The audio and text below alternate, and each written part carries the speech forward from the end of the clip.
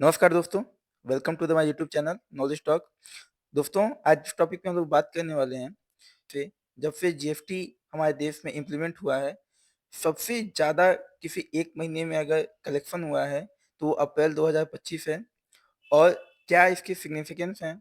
क्या ये Indian economy के लिए क्या ये सही मेजर है कि इंडियन इकोनॉमी के लिए क्या ये डायरेक्शन दिखाते हैं?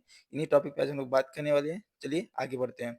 और दोस्तों, आगे बढ़ने से पहले अगर आप हमारे चैनल पर नए हो, तो चैनल को सब्सक्राइब करें, लाइक करें और शेयर करें। तो दोस्तों, जैसा कि आपको पता है कि भारत ने दो जुलाई 2017 में जीएसटी को इम्प्लीमेंट किया था, goods and services tax.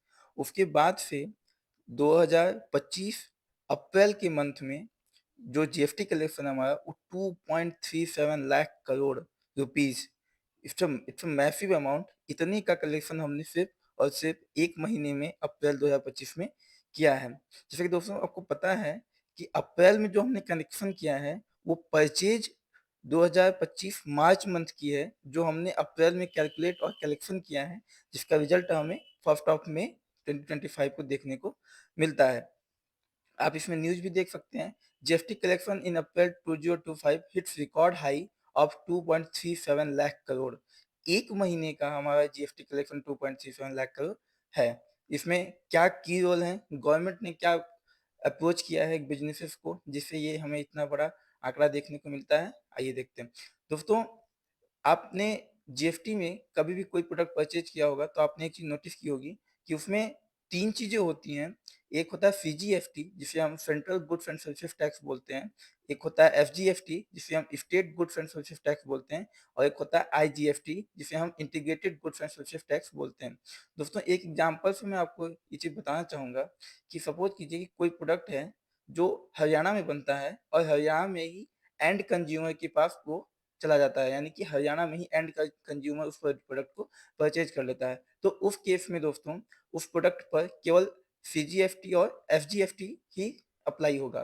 But suppose करो दोस्तों, कोई प्रोडक्ट है जो तमिलनाडु में मैन्युफैक्चर हो रहा है और वो बेचा जा रहा है दिल्ली में, तो इस केस में दोस्तों उसके ऊपर आईजीएसटी और सीजीएसटी इम्प्लीमेंट होगा, जो कि क्योंकि वो इंटर स्टेट है। तो क्योंकि मैन्युफैक्चर तमिलनाडु में हुआ है और एंड परचेज उसका दिल्ली में हुआ है। तो इस केस में दोस्तों गवर्नमेंट, सेंट्रल गवर्नमेंट आईजीएसटी के माध्यम से जो पैसे लेती है, वो इक्वली डिस्ट्रीब्यूट कर देती है दोनों ही राज्यों में, जो मैन्युफैक्चर स्टेट है और जो एंड कंज्यूमर का परचेज स्टेट होता है।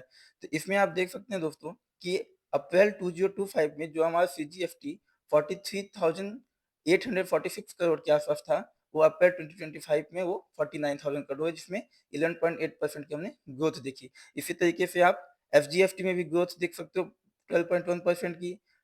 आईजीएसटी में भी आप देख सकते हो 10.1% की।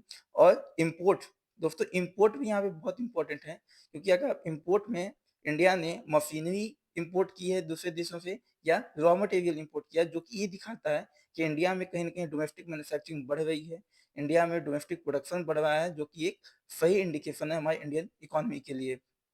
उसमें भी आप देख सकते हैं दोस्तों 11% की ग्रोथ हुई है, जो 2024 में 37,826 करोड़ की थी, जो कि इस बार 42,000 करोड़ की हो चुकी है। गवर्नमेंट सेस भी लगाती है दोस्तों हर प्रोडक्ट पे एक्स्ट्रा इनकम के लिए, जिसमें आप देख सकते हो कि 13.1% की ग्रोथ 2024 के कंपेरिजन में 2025 में हुआ है। उसी प्रकार दोस्तों टोटल जो जीएसटी रेवेन्यू है वो 2024 में 2,10,000 करोड़ के आसपास था, लेकिन इस बार वो 2,37,000 करोड़ का भी आंकड़ा पार कर चुका है, जिसमें हम टोटल अगर हम इंक्रीज देखने को मिलता है 12.6% का। वहीं हम नेट जीएसटी की बात करें दोस्तों, जो रिफंड के बिना है। दोस्तों, रिफंड कैसे करती है गवर्नमेंट? सपोज कीजिए आपने कोई एक प्रोडक्ट परचेज किया, मान लीजिए आपने एक हैंडफोन, मान लीजिए आप एक मोबाइल फ़ोन परचेज करते हो दोस्तों, तो मोबाइल फ़ोन के ऊपर जो टैक्स लगा है, वो टैक्स और जो मोबाइल फ़ोन बनाने के लिए जो कंपोनेंट वो कंपनी परचेज़ करती है, जैसे ट्रांसमीटर है, स्पीकर है, सेमीकंडक्टर है, डिस्प्ले है, तो उन प्रोडक्ट्स पे जो टैक्स लगा है, इन दोनों के टैक्स का माइनस करने के बाद जो अमाउंट बचता है दोस्तों, वो टैक्स गवर्नमेंट वापस से कंपनियों को रिफंड कर देती है। इसके बाद अगर हम देखते हैं दोस्तों, इकोनॉमिक ग्रोथ में ये बहुत इम्पोर्टेंट है कि इंडिया का जो कंज्यूमर बेस है, जैसे हम आप जैसे जो लोग हैं, वो लगातार अपनी स्पेंडिंग पावर को बढ़ा रहे हैं, जिससे हमारे जीएसटी कलेक्शन में बूस्ट देखने को मिल रहा है।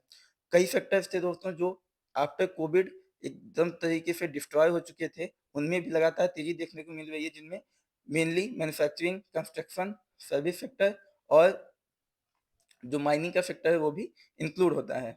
दोस्तों गवर्नमेंट ने इसमें बहुत अच्छे कदम उठाए हैं, जिसके तहत गवर्नमेंट ने इसको ईज़ ऑफ डूइंग बिज़नेस को, जीएसटी कलेक्शन को, जीएसटी फाइलिंग को बहुत ही ईज़ी करने की कोशिश की है, जिसमें ई-इनवॉइसिंग और डिजिटलाइज़ेशन बहुत इम्पोर्टेंट है। ई-इनवॉइसिंग के थ्रू और इंटीग्रेटेड जीएसटी पोर्टल के थ्रू कहीं न कहीं जीएसटी फिलिंग को बहुत ही यूज़र फ्रेंडली बनाने की कोशिश गवर्नमेंट ने की है और ट्रांसपेरेंट बनाने की कोशिश की है। लगातार गवर्नमेंट इसमें डाटा एनालिसिस और एआई बेस्ड मॉनिटरिंग के थ्रू गवर्नमेंट नज़र रख रही है कि किसी प्रकार का डाटा मिसमैच ना हो और टैक्स में चोरी की जो संभावना वो कम रहे। इसके बाद दोस्तों अगर हम जब देखते हैं कि क्या गवर्नमेंट ने ऐसे स्पेसिफिक मॉडर्नाइजेशन किया है, स्पेसिफिक कदम उठाए हैं जिसके तहत ये हमें देखने को मिलता है, तो उसमें सबसे इम्पोर्टेंट है कि बहुत से बिज़नेसेस को अंडर द जीएसटी रजिस्टर्ड कराया गया है, जिससे जीएसटी का ये जो आंकड़ा है वो कंटिन्यूअसली बढ़ता जा रहा है और उसके फॉर्मलाइज़ेशन पे ध्यान दिया गया है। अगर हम बात करें दोस्तों एंटी एविजन मेजर्स की, तो उसमें कंटिन्यू फेक इनवॉइसेस को रेट डाली गई है, जहाँ पे जीएसटी की चोरी हो रही है वहाँ पे स्ट्रिक्ट रूल बनाया गया है टैक्स इन्वेजन को लेकर के, और कंप्लायंस और हाई रेवेन्यू के लिए गवर्नमेंट ने लगातार क्रैकडाउन किया है। पॉलिसी रिफॉर्म्स में अगर हम बात करें दोस्तों, तो गवर्नमेंट लगातार रैशनलाइजेशन कर रही है। दोस्तों फेस्टिवल और सीज़नल डिमांड भी इंडिया में बहुत ज़्यादा है। आपको पता होगा मार्च 2025 में होली थी, जिसकी वजह से भी हमारा इतना ये जीएसटी कलेक्शन देखने को मिलता है, क्योंकि हमारे यहाँ फेस्टिवल इकोनॉमी इंडिया में बहुत चलती है। दिवाली के टाइम पे और होली के टाइम पे फेस्टिवल इकोनॉमी बहुत बूम पे रहती है। उस टाइम में लोग खुले दिन से परचेज़ करते हैं किसी भी प्रोडक्ट को। तो उसका भी कहीं न कहीं फ़ायदा हमें जीएसटी मिलता है। ऐसा नहीं है दोस्तों कि सारी चीज़ें अच्छी हैं, कुछ चैलेंजेस भी हैं गवर्नमेंट के सामने, जो गवर्नमेंट को आने वाले फ्यूचर में टैकल करने की ज़रूरत है, ईज़ ऑफ डूइंग बिज़नेस को कंटिन्यू बरकरार रखने के लिए और कंटिन्यू उसको और भी ईज़ी और सरल बनाने के लिए। जिसमें सबसे ज़्यादा इम्पोर्टेंट है दोस्तों कॉम्प्लेक्स कंप्लायंस प्रोसीजर, कि क्या है दोस्तों कि जो जीएसटी फिलिंग या रिटर्न फिलिंग का या रिकैंसिलेशन का जो माध्यम है, वो तो बड़ी कंपनियाँ तो कर लेती हैं, बट छोटी कंपनियाँ जो हैं, एमएसएमईज़ जो हैं, उनको इसमें बहुत दिक्कत आती है, तो जिसकी वजह से गवर्नमेंट को इसको ये थोड़ा ईज़ी और यूज़र फ्रेंडली बनाने की ज़रूरत है। इसमें टैक्सेशन में और जीएसटी कलेक्शन में एमएसएमईज़ जो हमारे देश में है, मीडियम, स्मॉल और माइक्रो जो एंटरप्राइजेज़ हैं, उनको इसमें लेके आना, उनकी डिजिटल लिटरेसी को बढ़ाना और ये बहुत इम्पोर्टेंट है, जिससे हमारे देश में जीएसटी को और बढ़ाने में फ़ायदा मिलेगा।